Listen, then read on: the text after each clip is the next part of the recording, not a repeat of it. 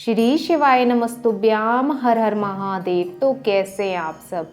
देखिए आज का ये वीडियो आप सभी लोगों के लिए बहुत ही ज़्यादा खास और विशेष होने वाला है।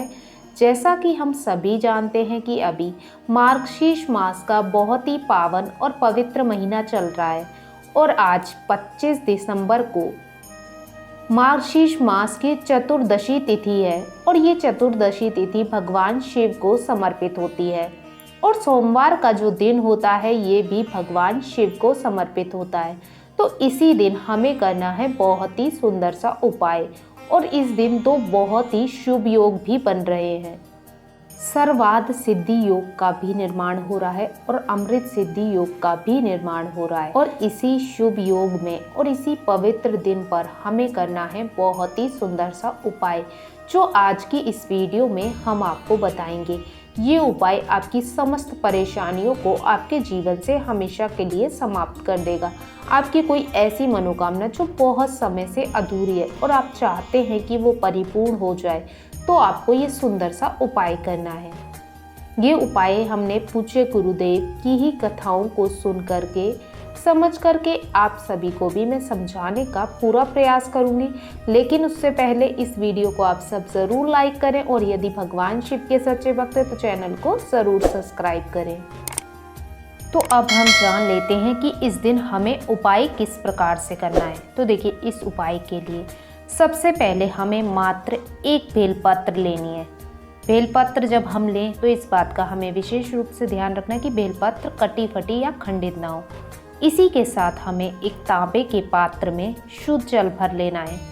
तो देखिए इसी के साथ हमें मात्र एक दीपक तैयार करना है। दीपक आपको माटी का ले लेना है और इसके अंदर आपको जो बाती लगानी है वो आपको लंबी लगानी है और इसके अंदर आपको गौ माता का शुद्ध घी भर देना है। ठीक है ना।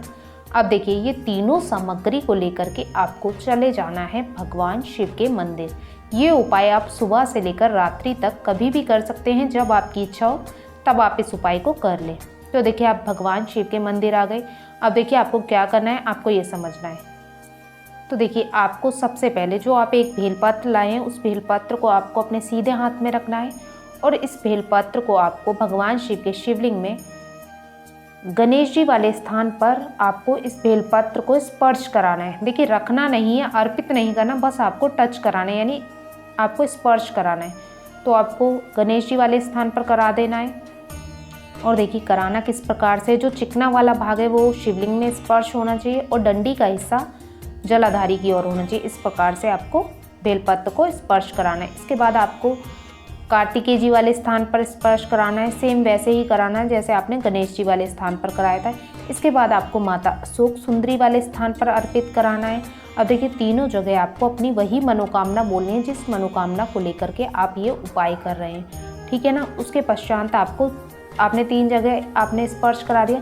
अब आपको ये माता पार्वती जी के हस्त कमल पर स्पर्श कराना है और देखिए ये जो कटी भाग होता है ना ये यहाँ पर आपको स्पर्श कराना है।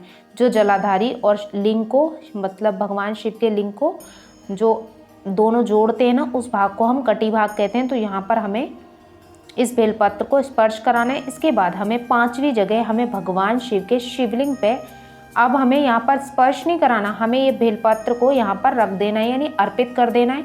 और किस प्रकार से करना है, देखिए आप उत्तर दिशा की ओर खड़े हैं और जो पत्ती का हिस्सा है वो आपकी ओर होना चाहिए और जो डंडी का हिस्सा है वो जलाधारी की ओर होना चाहिए। इस प्रकार से आपको इस बेलपत्र को भगवान शिव के शिवलिंग पे समर्पित कर देना है अपनी विशेष मनोकामना को बोल करके। ठीक है ना। आपने इतना उपाय कर लिया। तो देखिए अब आपको क्या करना है। अब आपके पास एक तांबे के पात्र में जल है। अब इसको आपको लेना है अपने हाथ में और सबसे पहले आपको गणेश जी वाले स्थान पर अर्पित करना है।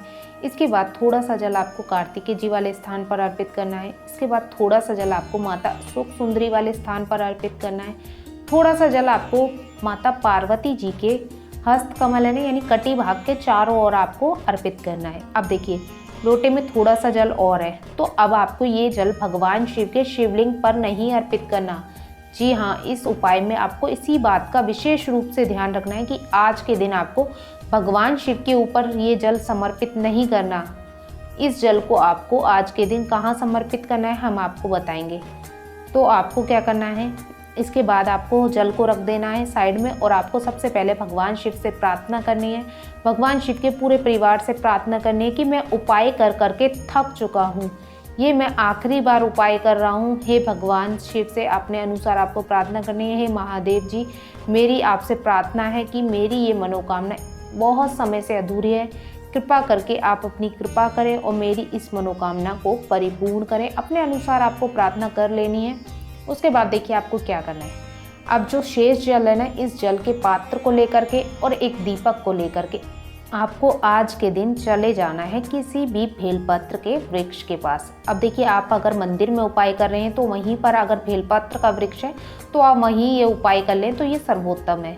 तो देखिए आपको क्या करना है। आप बेलपत्र के वृक्ष के नीचे आ गए तो सबसे पहले आपको क्या करना है, बेलपत्र के वृक्ष के समक्ष पहुंच जाने के बाद आपको क्या करना है, जो दीपक आप लेके आए ना लंबी बाती का, ये आपको दीपक को बेलपत्र की वृक्ष की जड़ में आज के दिन आपको प्रज्वलित कर देना है। लेकिन प्रज्वलित करने से पहले आपको डायरेक्ट ज़मीन पर दीपक नहीं रखना, आपको आसन दे देना है। अक्षत रख दीजिए आप कुछ, या गेहूं के दाने रख दीजिए, या फूल पत्ती कुछ भी रख दीजिए। डायरेक्ट आपको ज़मीन पर दीपक को नहीं रखना और आपको दीपक को प्रज्वलित कर देना है। और आपको उसके बाद आपको प्रार्थना करनी है। जिस भी मनोकामना को लेकर के आप ये उपाय कर रहे हैं उस मनोकामना को बोलना है आपको, और आपको इस दीपक को प्रज्वलित कर देना है। और जो बाती का हिस्सा है, मतलब बाती है, वो आपको वृक्ष की ओर रखनी है, यानी बेलपत्र के वृक्ष की ओर आपको बाती का मुख रखना है। उसके बाद आपको जो आप लोटे में जल लेके आए ना, शेष जल बचा है, ये आपको आज के दिन बेलपत्र के वृक्ष की जड़ में अर्पित कर देना है। श्री शिवाय नमस्तुभ्यम मंत्र का जाप करते हुए, और मात्र इतना सा आपको ये उपाय करना है। देखिए जो भी व्यक्ति इस प्रकार से इन 5 स्थानों पर बेलपत्र को अर्पित करता है और इन 5 स्थानों पर जल को अर्पित करता है, यानी भगवान शिव पर ना अर्पित करके भगवान शिव के परिवार और बेलपत्र के वृक्ष की जड़ में अर्पित करता है ना, तो उस व्यक्ति की जो भी मनोकामना होती है ना, वो स्वयं महादेव जी ने माता पार्वती जी को वचन दिया था। जो भी व्यक्ति, हे पार्वती, जो भी व्यक्ति मेरे ऊपर जल ना अर्पित करके आपके ऊपर जल अर्पित करता है या कोई भी उपाय करता है और बेलपत्र के वृक्ष की जड़ में जल अर्पित करता है, तो उस व्यक्ति को उसकी इच्छा का 4 गुना आपको देना है। तो ये वचन भगवान शिव ने माता पार्वती जी को दिया था। तो यदि आप इस उपाय को करते हैं ना, तो आपकी कोई भी ऐसी मनोकामना जो बहुत समय से अधूरी है, वो निश्चित रूप से आपकी परिपूर्ण होगी ही होगी। बहुत ही ज़्यादा विशेष ये उपाय है जो पूज्य गुरुदेव ने अपनी कथा में बताया था, जो आपको ज़रूर करना चाहिए। तो आज के लिए बस इतना ही। श्री शिवाय नमस्तुभ्याम। हर हर महादेव।